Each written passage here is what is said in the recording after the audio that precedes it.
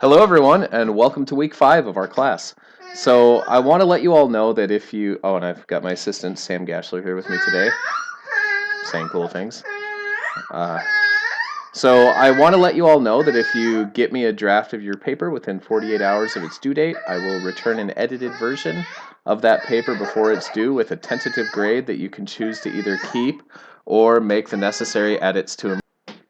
The goal with this paper and the next is to help you be better writers and critical history thinkers at the end of the semester than you are right now. So I absolutely love the book that you're starting with this week. When Northrop published this, it hit like a bombshell. History writing in Africa and about Africa seems today to be entering into a new golden age. Now that they not that they haven't had such periods before, but today, as stability and prosperity are exploding across the continent, from powerhouses in the West like Nigeria and Ghana to innovative places in the East like Kenya, Rwanda, even Uganda, to stable places in the South like Botswana, as well as the northern fringe of the continent. I'm optimistic that the next few decades, centuries even, will be a period when those wishing to do business or, like me, engage in academia can't afford to overlook the entire continent of Africa. But for much of our recent history, Africa has not been an area with a very rich tradition of globally accessible history literature. That's not to say that haven't always been incredible African scholars, as well as outsiders in the diaspora and even non African descended people who haven't done top notch work. It was just hard to do such work when Africa was devastated by the slave trade, then the horrors of colonialism, followed by the almost continent wide proxy wars of the Cold War, where former European colonial powers, as well as the Soviet Union, the United States, Cuba, and even Chinese advisors meddled quite violently in local politics, helping to sometimes cause and almost always inflame conflicts among political elites. So, in these conflicts, millions of people died, and hundreds of millions suffered from the poverty, starvation, and economic malaise that always accompanies war. So, what's happened only very recently, though, is that with the end of the Cold War rivalry, many parts of Africa have finally been left alone by outside powers, which is not true of resource rich areas like Congo. Apartheid in South Africa is also officially over, though its stink lingers on. But as Africans have finally been able to manage their own affairs, it turns out that in most cases they're actually pretty good at it. So letting Africans take charge has led to some miraculous turnarounds, like the now prosperous country of Rwanda, which only 26 years ago experienced one of the worst genocides of the 20th century. So, my goal with today's lecture is to show in broad brushstrokes how a few parts of Africa were part of and negotiated with the broader world before falling victim to the whims of European colonialism. It's a story that Northrop masterfully tells. He also tells it quite densely, and it can be hard to follow at times. I hope to be a little more clear my own presentation, but if I'm not, then maybe you can make sense of our two approaches together. So I can think of better way to start. Oh, I realize I'm looking at the wrong screen. This is the camera. Hi, everyone. So I can think of no better way to start a discussion of Africa's connections to the rest of the world in the period of archaic globalization and thereafter than the picture on this slide. And look, not my picture on this slide. Like you can still see Lalibela. So this is a picture of a church in the village of Lalibela in north central Ethiopia. If you look closely at the church, you'll notice it's probably unlike any other church you've ever seen, unless you're familiar with Ethiopia.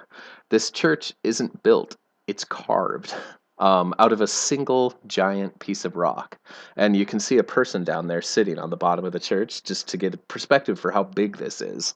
Um, there are about a dozen churches just like this in this region of Ethiopia. It's got a sophisticated drainage system underneath to keep from turning into a swimming pool, but you know the, it's just fascinating to me that they were able to put the amount of labor and money into building these absolutely amazing marvels. So the king Lalibela, for whom the village is named, commissioned the building of these churches in the 1100s at a time when the violence of the Crusades made Jerusalem inaccessible for Ethiopian or Aksum Christian pilgrims. As your book discusses, Christianity's history in Ethiopia goes back to the very beginning of Christianity. An Ethiopian was baptized by the Apostle Paul and convinced the king at the time to accept the faith. Ethiopians also had a strong Jewish tradition preceding this, and that tradition continued. Ethiopia was also crucial to the founding of Islam, as the Prophet Muhammad escaped there from those trying to kill him in Mecca in what Muslims call the Hijra. So, therefore, the three dominant Abrahamic faiths all have deep roots, not only in Ethiopia, but in many other parts of the continent of Africa as well. That's one of the reasons I often bristle when I hear people rather simplistically say that these are outside religions, not native to Africa. The continent of Africa is huge and diverse, so of course there are many fascinating religious traditions there, but Islam, Christianity, and Judaism are all part of Africa's cultural history as well. So these particular churches represent both African connections to the rest of the world as well as the ingenuity of local people when one of the big disasters we've discussed so far through Crusades cut off their connections to the rest of the world. So part of your reading this week deals with, switch slides here, the early period of contact between West Africans and the Portuguese. I want to contextualize just a bit of why the Portuguese were seeking contacts with Africa. But I want to do so within the framework that we've been using to make sense of the world in our class so far. So the Iberian Peninsula, meaning Spain and Portugal, had been almost entirely conquered by Islamic forces in the 700s when Islam was first spreading across the Middle East and Mediterranean regions. The Visigothic Christians, who previously ruled the peninsula, held out in the northern region of the country that was largely populated by Basque speakers. They formed the Kingdom of Asturias, which would split up soon thereafter. Think of like a mini version of Charlemagne's empire to the north, into Leon, Galicia, and Castile. I once heard of an indie hipster band called the Kings of Leon, which is kind of funny because those kings all had funny names like Sancho the Fat or Sancho the Strong or Ordoño the Wicked. So I prefer using just my normal last name personally. But anyways, these kingdoms account for the rich diversity of Spain today. By the time the Crusades got going, various popes would encourage knights who couldn't afford the trip to the Middle East to instead take the discount crusade option of fighting in the Iberian Peninsula, what would be called the reconquering or Reconquista. So Urban II in particular was annoyed by how much knights enjoyed the murderous sport of jousting, and instead tried to encourage them to take that testosterone where it was, supposedly needed, Spain or the Holy Land. So as the Crusades began to go poorly in the Middle East, they went well in Spain. This picture is of the legendary fighter El Cid. It's a statue. Oh, well, my face is in the way of it. That's El Cid, and this is El Profesor. So by 1252, only a small outpost of the former Cordoba Caliphate, ruled by the Almohads, remained around the Rock of Gibraltar in the south of Spain. By this time, the dominant, largely Christian states were the monarchies of Castile and Aragon, along with Portugal. In 1492, the combined monarchies of Castile and Aragon, essentially now Spain, would conquer Gibraltar and force all non-Christians who refused to convert to leave the kingdom. Spanish-speaking Sephardic Jews would find refuge in Islamic kingdoms, notably the Ottoman Empire, all around the Mediterranean Sea in the New World. Those who did convert were later put under torturous loyalty tests to see if they weren't fake Christians in what would come to be called the Spanish Inquisition. Muslims, too, were expelled in 1492, and we'll actually come back to them in just a second. So you're all familiar with the year 1492 and other parts of history. You may or may not be taking that day off in a week, although the Sunni system does not recognize Columbus Day this year. Sorry. So while the kingdoms of Castile and Aragon were busy fighting the remnants of Islamic power on the peninsula, the Portuguese were slowly becoming a major maritime power. That's why in the year that the Spanish conquered Gibraltar, a Portuguese port sent off the explorer Christopher Columbus. And again, we don't have Columbus Day within the Sunni system anymore.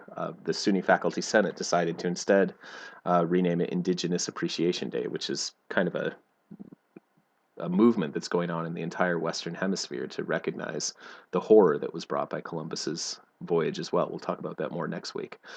But an interesting person who preceded Columbus who drove a lot of Portugal's transformation into a maritime power was the Prince Henry, known by the more flattering epithet than the kings of Leon had of the Navigator. So it was really because of him that the Genoese explorer Columbus would end up finding a Portuguese port that would send him. So Henry the Navigator invested in the latest technology of shipbuilding. Portuguese sailors borrowed the Arabic idea of a triangular sail, which could be positioned using Bernoulli's principle to position it against the wind in a way that a boat could then sail against the wind. This was a huge innovation in making it possible to begin sailing down the coast of Africa. Henry the Navigator was also a curious person who was fascinated by Marco Polo's accounts. One of the things Marco Polo did was to build upon a medieval European legend of a fabulously wealthy hidden Christian kingdom, somewhere in either Asia or Africa, led by the mythical Prester John. Some Europeans thought they may have found this kingdom in Christian Ethiopia, as ties between them and Europe strengthened during the Middle Ages. Henry the Navigator's dark side was his role in establishing Portuguese imperialism by taking over the Azores and Canary Islands, where the cultivation of sugarcane by slaves was pioneered by Europeans. So, as well as establishing the outpost of Ceuta, which is still an autonomous region of Spain, not Portugal anymore, today, though it's in Africa, surrounded by Morocco. So, Azores, Canary Islands, and Ceuta, all areas of Africa that were colonized under Henry the Navigator. So, on the other side of the Sahara from Portugal, there was another kingdom going through some profound another kingdom undergoing profound changes. Let me get myself out of this lovely picture of a mosque. I'll just be up there. Okay. And that's Mali. So we last talked about Mali when discussing Ibn Battuta's visit there last week, or discussing his visit there 650 years ago last week. So, but by the 1480s, the Mali Empire had declined quite a bit from its heyday of power under Mansa Musa, when he made a Hajj where he reportedly left enough money in every city along the way to build a mosque and spent so much money in Cairo that he caused inflation there for years after his visit. In the 1480s, though, the Mali Empire was dealing with the upstart kingdom of the Songhai and wasn't able to control trade routes or provide for law and order as they had previously been able. So a descendant of Mansa Musa named Mansa Mahmud II decided to emulate his famous ancestor by taking part in his own Hajj. Well, in Egypt, he got a prominent religious teacher to declare that he was the Caliph of the blacks. It was a flashy title, much like Charlemagne had gotten himself declared the Holy Roman Emperor earlier, and like the Holy Roman Emperor's competitors, Mansa Mahmud's competitors didn't really take his title very seriously either. So one of the factors contributing to the eventual downfall of, here we go, the downfall of the Mali Empire. Here, where do I put myself? Right down there by the horses took us. So one of the factors that contributed to their downfall, even though it lingered on in rump form for even longer than the Songhai who replaced them, was an attack in the 1490s by a group of Berbers mixed with Islamic exiles from Spain. If you remember, Isabel forced all Jewish people and Muslims out of Spain in 1492. Well, many of these people joined with local Berbers just across the Mediterranean Sea, and after hearing of Mansa Mahmud trying to mimic his famous ancestor by spreading gold around, these people decided to attack and get some of that gold. So they were quite similar to the Christian Spanish conquistadores who would attack and plunder the gold of the New World only a few decades after this attack on Mali. And the Mali Empire, unfortunately, would never recover from this murderous attack. One of their shocking new weapons for many West Africans that these conquistadores used was gunpowder. The Malians knew what it was, but they didn't have it and were poorly able to defend against it. Over the next century, many West African leaders would make deals with outside powers in attempts to get access to the edge provided by firearms. One of the kingdoms in Africa that was... There we go. I'll just keep my face out of this. That was on the edge of the Songhai, where the desire for firearms cast a long shadow, was that of Kanem Bornu. So one of their better-known leaders, Idris Aluma, has a really interesting story that's been preserved that tells you a lot about how Kanem Bornu sought to navigate the period of increasing contact with Europeans on the one hand, but more importantly, the instability that was caused by upstart trade kingdoms gaining power through that trade, especially firearms. So Idris Aluma was far away from the areas where slave trading was happening with Europeans. So he first decided to strengthen his realm by turning to Islam, which had been an elite religion there for centuries, but a religion that was still resisted by many of the common people. So in his capital, Njimi, which stood near Lake Chad, there were plenty of people who practiced a local religion that, like many religions in the world, involved the veneration of a sacred tree. To make a point, he cut down that tree and built a mosque in its place. To make a counterpoint, former worshippers of that tree would break into the mosque at night and, for lack of a better term, pooped in it.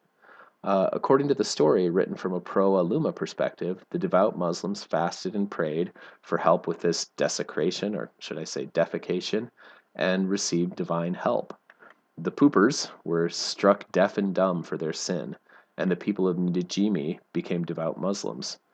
One of the motivations to purify Islamic practice might too have been to attract the attention of the Ottoman Empire, which sent people to train Aluma's soldiers in the proper use and maintenance of firearms and horses. Horses were huge. Horses were, the game changer for the Songhai. The mythical origin of the Songhai even claims that it was, horses that helped them come to be. And horses, of course, are the same weapons that the Spanish exiles and Berbers had previously used to terrorize the distant Mali Empire. Um, so I shared some examples above that aren't actually in your reading, but I think help you. Oh, whoops, I paused. But I think help you make better sense of your readings. Just to help contextualize where we are within the genre of history that we've been using so far. So I wanted to better ground the dynamics of major kingdoms in this part of the world, as well as the motivations of Portuguese sailors in particular. So now we come to Bumi Jalan, and I really like this map here.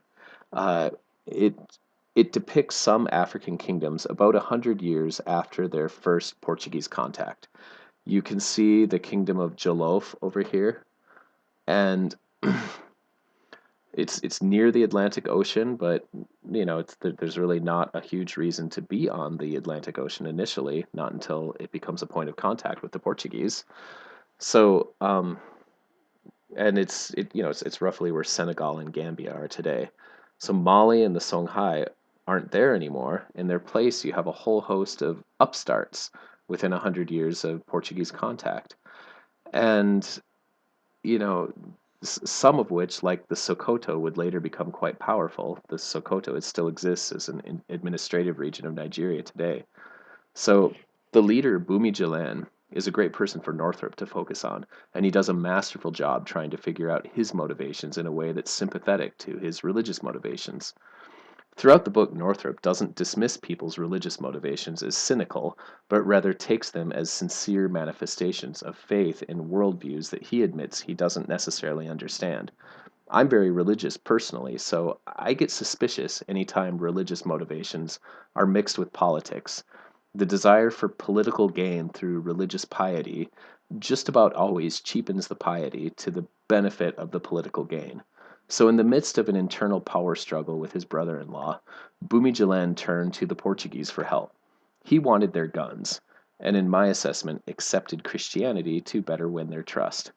What I see as rather plain evidence of his duplicitous conversion was was that after he was killed by Portuguese traders who were supposed to take him back home, they feared catching a tropical disease, so instead just killed him, despite the King of Portugal's desire to form an alliance with him.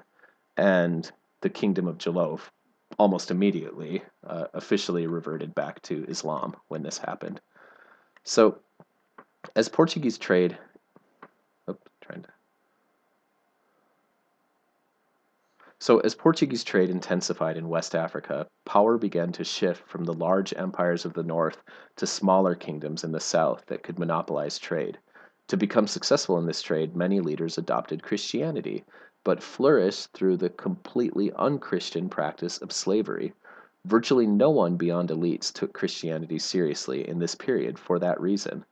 Um, the vibrant West African Christianity today is largely a product of the post colonial evangelism of believers who preach and share Christianity on their own terms, free of the strings of colonial power or earlier slavery. Islam had a similar history here, as I've stated in past weeks. Islam is a religion that promotes reverence of the divine, love, and peace. When you mix it with slavery, it doesn't really work. But as the slave trade shifted away from the Sahara and towards the Atlantic Ocean, believers in Islam became more devout in their religious practice. They sought out a purer form of Islam, at times seeking to replicate the practices at the time of the Prophet. So Islam would flourish in part as a form of resistance to the increasingly dominant, supposedly Christian slave traders to the south. So one of these areas was Benin.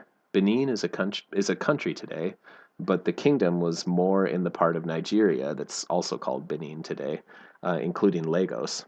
Ozula flirted with Christianity there as a way to secure firearms and trade. Wari, originally an outpost of Benin, is another of the examples Northrop gives of elites accepting Christianity. So, and I've got some minor details of how that happened here. The Portuguese continued plying their way down the continent, eventually rounding it and wreaking havoc on the kingdoms along the rim of the Indian Ocean. An early group that came into contact with the Portuguese, still on the Atlantic, was in Congo. Mani Congo Nzinga, pictured here, was a ruler who sought out the Portuguese for his own purposes in defeating rivals. He readily traded slaves for guns and supplies, leading to a completely evil trade cycle. He also accepted Christianity and supported the work of missionaries in spreading its message in his kingdom. By the 1500s, Christianity spread as missionaries sought to find common ground between the faith and native religious practices. Virtually anywhere in the world that major Abrahamic religions have spread, they've done so by embracing native forms of spirituality and recognizing how they fit within the broader, universalizing values of the religions they're trying to proselyte. So you've got a brief description, go on, of the East African coast.